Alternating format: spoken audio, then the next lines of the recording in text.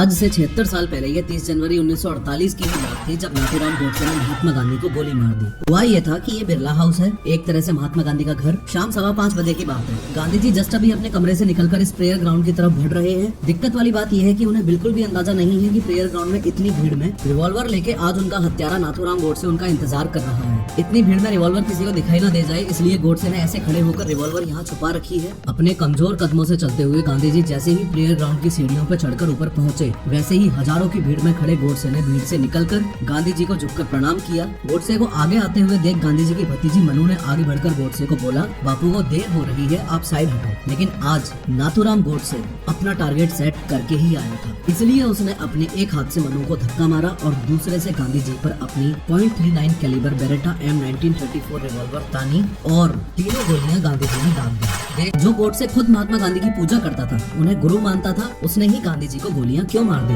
Moreover, ऐसा क्यों है कि आज भी भारत में ऐसे लोग हैं जो सोचते हैं कि गोडसे ने गांधी को मारकर सही किया? इस वीडियो में 3D एनिमेशन की मदद से डिटेल में समझेंगे कि गांधी जी की हत्या क्यों और कैसे। मौत से 38 साल पहले की बात है। बॉम्बे पुणे लाइन के पास के गाँव बारामती में साल 1910 में नाथूराम गोडसे का जन्म हुआ। गोडसे का असली नाम रामचंद्र था, पर उसके माँ बाप को लगता था कि उनके परिवार पर किसी तरह का श्राप है जिससे उनके सारे मेल चिल्ड्रन की डेथ हो रही है। इसलिए उन्होंने गोडसे को एक लड़की की तरह पाला और उसको एक नथ पहनाई, जिसकी वजह से उसका नाम पड़ा नाथूराम। स्कूल में मन न लगने के कारण उसने स्कूल ड्रॉप कर दिया और कारपेंटर और फ्रूट वेंडर का काम किया। गोडसे को Hindu religious literature, history, politics पढ़ने का काफी शौक था। इनफैक्ट नाथूराम गोडसे गांधी जी का इतना पक्का फॉलोअर और बिलीवर था कि उसने 1930 में सिविल डिसोबीडियंस मूवमेंट में भी बढ़ चढ़कर पार्ट लिया। 1932 में नाथूराम गोडसे ने RSS और हिंदू महासभा को ज्वाइन किया और यहीं पर वो वीर सावरकर के कांटेक्ट में आया। नाथूराम गोडसे और वीर सावरकर के बारे में एक बहुत ही अनबिलीवेबल बात ये भी है कि 1975 में पब्लिश हुई एक बुक फ्रीडम एट मिडनाइट के अकॉर्डिंग ये दोनों गे या होमोसेक्सुअल थे। ऐसा मैं नहीं बोल रहा, बल्कि इस बुक के पेज नंबर 423 पर आपके सामने लिखा हुआ है। लेकिन इसके साथ ही आपको ये बात भी पता होनी चाहिए कि इस बुक के रिलीज होने के 1 साल बाद ही यानी 1976 में नाथूराम गोडसे के सगे भाई गोपाल गोडसे ने बॉम्बे कोर्ट में इस बुक के ऑथर्स के खिलाफ डिफेमेशन केस किया और इस बुक पर बैन लगाने की डिमांड भी की थी। खैर, वीर सावरकर की संगत का सबसे बड़ा असर नाथूराम गोडसे पर यह हुआ कि उसकी आइडियोलॉजी पैसिफिस्ट से मिलिटेंट की तरफ बढ़ने लगी। अगर आसान भाषा में बताऊं तो पैसिफिस्ट आइडियोलॉजी का मतलब है गांधी जी जैसी शांत विचारधारा वाला व्यक्ति और मिलिटेंट आइडियोलॉजी का मतलब है भगत सिंह जैसी क्रांतिकारी विचारधारा वाला व्यक्ति। नाथूराम गोडसे गांधी जी से इसलिए नफरत करने लगा था क्योंकि उसका मानना था कि गांधी जी ने अखंड भारत के कॉन्सेप्ट को कमजोर कर दिया है। नाथूराम गोडसे ऐसा भी मानता था कि गांधी जी मुस्लिम कम्युनिटी के लोगों को अपने हर मेजर डिसीजन में ज्यादा सपोर्ट करते हैं और हिंदू धर्मों के लोगों के खिलाफ जाकर उन्होंने देश को धोखा दिया है।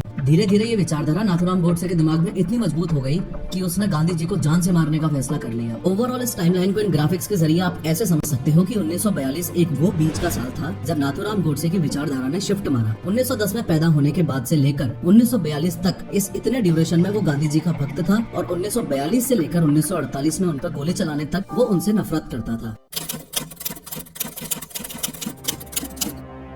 इस वीडियो के आगे के हिस्से में 2 पैरेलल स्टोरीज चलने वाली हैं, तो थोड़ा सा अलर्ट रहना। अगर बात करूं नाथूराम गोडसे की, तो बॉम्बे से चलकर वो 30 जनवरी 1948 को सुबह 7 बजे ओल्ड दिल्ली रेलवे स्टेशन पहुंच जाता है। ऑन द अदर हैंड, आज हत्या वाले दिन बिरला हाउस में रोजाना की तरह ही गांधी जी सुबह 3:30 बजे उठे और उन्होंने 3:45 बजे अपनी प्रार्थना सभा की, शहद और नींबू वाला गर्म पानी पिया और 4:45 बजे वापस सोने चले गए। 3 घंटे सोने के बाद सुबह 8 बजे गांधी जी फिर से उठते हैं और अपना नॉर्मल रूटीन फॉलो करते हैं। नॉर्मली उनके रूटीन में इंक्लूडेड होता था सुबह उठ के ब्रज कृष्ण से अपनी मालिश करवाना, अखबार पढ़ना, आभा से बांग्ला सीखना, नाश्ते में बॉइल्ड वेजिटेबल्स खाना और बकरी का दूध पीना। मोरोवर, महात्मा गांधी से रिलेटेड एक डिस्टर्बिंग बात ऐसी भी है जिसको पहली बार में सुन के तो विश्वास ही नहीं होता, पर हाँ, इस बात को प्रूव करने के लिए काफी सारे ठोस सबूत आज भी मौजूद हैं। असल में बात यह है कि कुछ साल पहले ही महात्मा गांधी ने ब्रह्मचर्य अपना लिया था। उनके लिए सिर्फ ब्रह्मचारी होना काफी नहीं था। उनका मानना था कि उनके फॉलोअर्स के सामने उन्हें ये प्रूव भी करना चाहिए कि वो एक कठोर ब्रह्मचारी हैं और उनका सेल्फ कंट्रोल बहुत ही स्ट्रॉन्ग है। अब ये बात सुनने में बहुत अजीब है, लेकिन हाँ, अपने ब्रह्मचर्य को साबित करने के लिए वो अपने इनर सर्किल की लेडीज के साथ में सोते और नहाते थे। चौंकाने वाली बात यह है कि गांधी जी ने अपने इन एक्सपेरिमेंट्स को कभी भी दुनिया से छुपाया ही नहीं।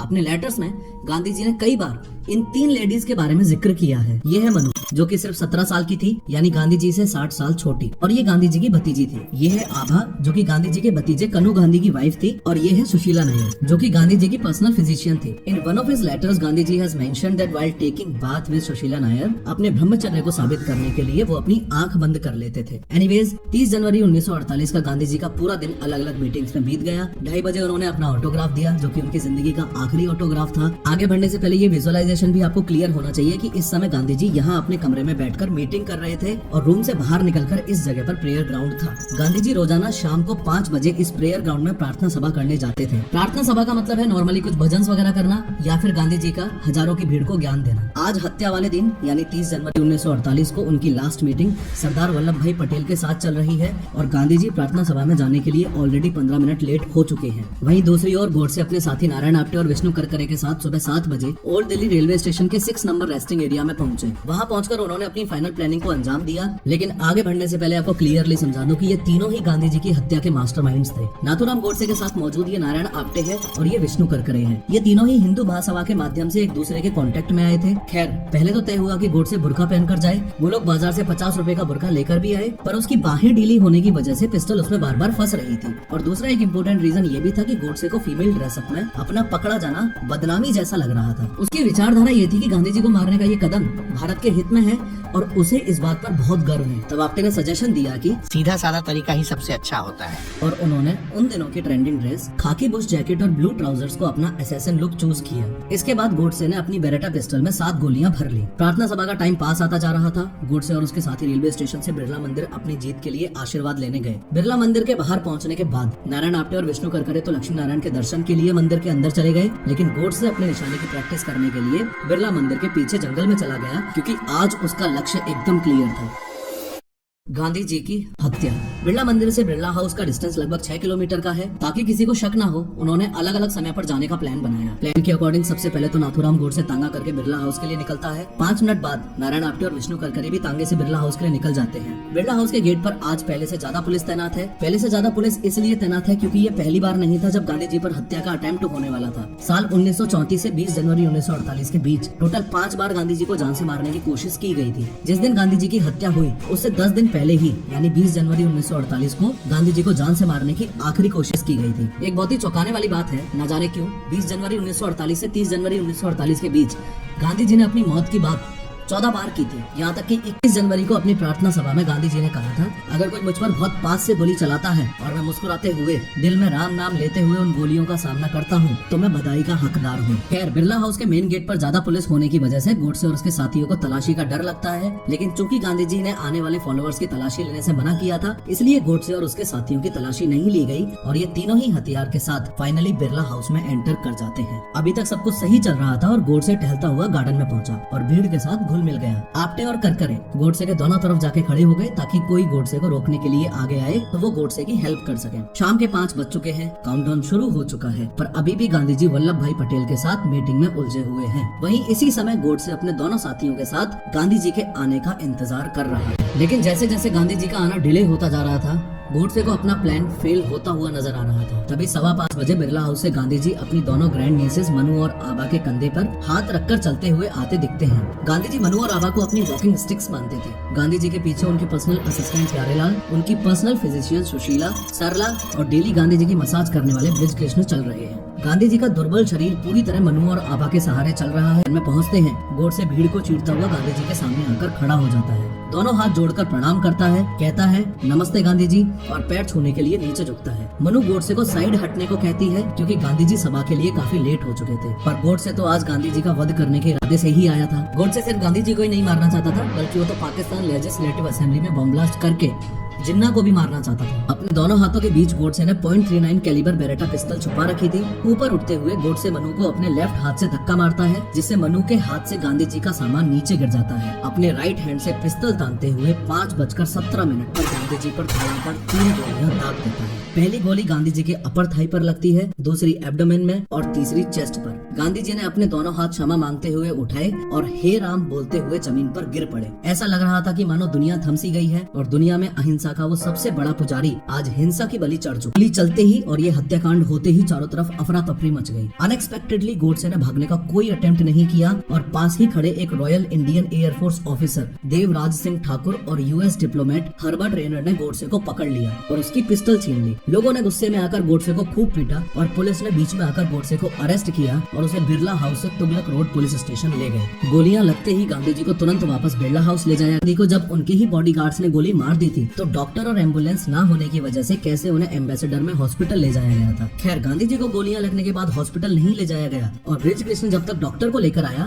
तब तक बहुत देर हो चुकी थी। शाम 5:40 पर मनु ने कहा, बापू अब नहीं रहे। देश के राष्ट्रपिता की डेथ से पूरी दुनिया शॉक में थी और देश की नींव ही टूट चुकी थी। पर सवाल अभी भी वहीं की वहीं है। जो गोडसे खुद गांधी जी की पूजा करता था, उन्हें गुरु मानता था, उसने ही गांधी जी को गोलियां क्यों मारी? राम गोडसे को महात्मा गांधी को मारने का जितना कारण अभी तक आपको पता चला है वो अधूरा है और ये बहुत ज्यादा जरूरी है कि गोडसे की साइड को भी ध्यान से देखो और समझो। आजादी के बाद के इस पहले हत्याकांड के कुछ रीजंस हैं जो खुद गोडसे ने अपनी बुक मैंने गांधी को क्यों मारा में एक्सप्लेन किए हैं। नफरत की आइडियोलॉजी ने इस हत्या के पीछे के मास्टरमाइंड्स को कैसे इन्फ्लुएंस किया, चलो डिटेल में समझते हैं। गांधी जी का अपने मन के हिसाब से नेशनल मूवमेंट्स को स्टार्ट करना और एंड करना, इस बात की बुराई तो नेहरू और पटेल भी करते थे। आईएनसी यानी इंडियन नेशनल कांग्रेस की हर एक्टिविटी के फाइनल जज मिस्टर गांधी ही बने हुए थे। दूसरा ये कि गांधी जी जब इंडिया आए थे तो स्टार्टिंग के ईयर्स में हिंदी को नेशनल लैंग्वेज के जैसे प्रमोट करते थे, पर मुस्लिम कम्युनिटी का सपोर्ट लेने के लिए उन्होंने एक नई लैंग्वेज हिंदुस्तानी को प्रमोट करना शुरू किया। हिंदुस्तानी एक ऐसी लैंग्वेज थी जो हिंदू और उर्दू का। तीसरा पॉइंट ये कि इंडिपेंडेंस के लास्ट के ईयर्स में हुए कम्युनल वायलेंस, जैसे 1946 में हुए बंगाल के नावखाली दंगे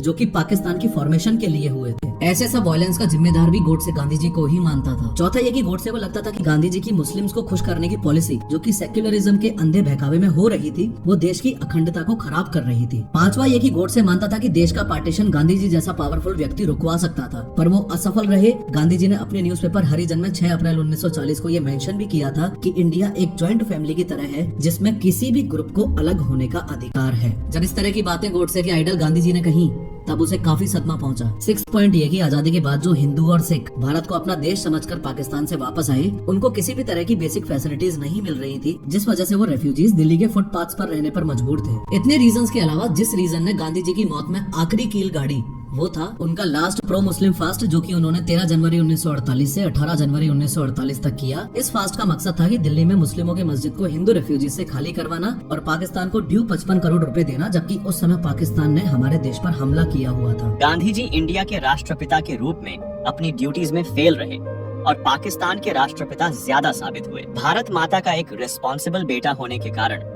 मैंने सोचा कि हमारे देश को डिवाइड करने वाले राष्ट्रपिता के जीवन को समाप्त करना मेरी ड्यूटी है। गोडसे ने इस पूरे एक्ट को रामायण में राम और महाभारत में अर्जुन की तरह अपनी एक ड्यूटी बताया। गांधी जी की डेथ से पूरे देश में एक मातम सा फैल गया। नेहरू ने ऑल इंडिया रेडियो पर देश को एड्रेस करते हुए इंग्लिश में ही कहा कि Friends and comrades, the light has gone out of our lives and there is darkness everywhere. हर कोई गांधी जी के आखिरी दर्शन करना चाहता था। लोग मानने को तैयार ही नहीं थे कि उनके प्यारे बापू अब दुनिया से विदा ले चुके हैं। गांधी जी की डेथ से मानो एक युग का अंत ही हो गया हो। रात के 12 बजे बिरला हाउस की छत से गांधी जी के आखिरी दर्शन लोगों को करवाए गए। रात 2 बजे बृज कृष्ण ने गांधी जी को आखिरी बार नहलाया, गले में एक सूत की माला पहनाई और मनु ने तिलक लगाया। अगले दिन 31 जनवरी को गांधी जी की शव यात्रा बिरला हाउस से यमुना नदी के किनारे पहुंची। गांधी जी को एक ओपन डोज व्हीकल में ले जाया गया जिस पर नेहरू, पटेल और गांधी जी के बेटे देवदास और रामदास बैठे थे। दुख की बात यह है कि गांधी जी के बड़े बेटे हरिदास को उनके अंतिम दर्शन के लिए आने नहीं दिया गया, क्योंकि जीते जी गांधी जी और हरिदास के रिश्ते काफी खराब थे। गांधी जी को रिस्पेक्ट के साथ इंडियन फ्लैग में लपेटा गया।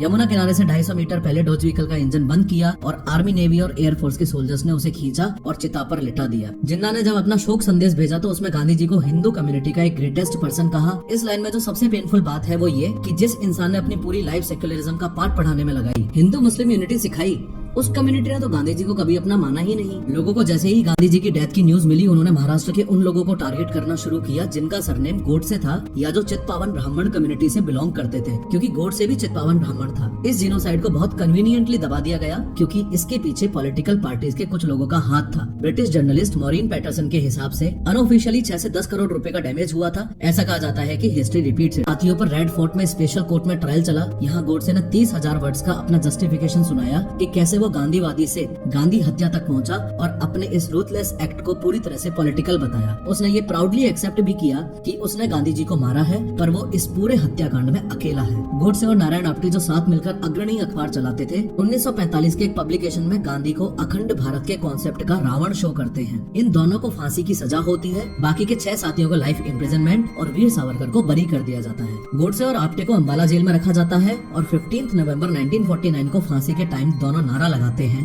अखंड भारत अमर रहे। खैर, इस हत्याकांड के एक दिन बाद यमुना के घाट पर गांधी जी पंचतत्व में विलीन हो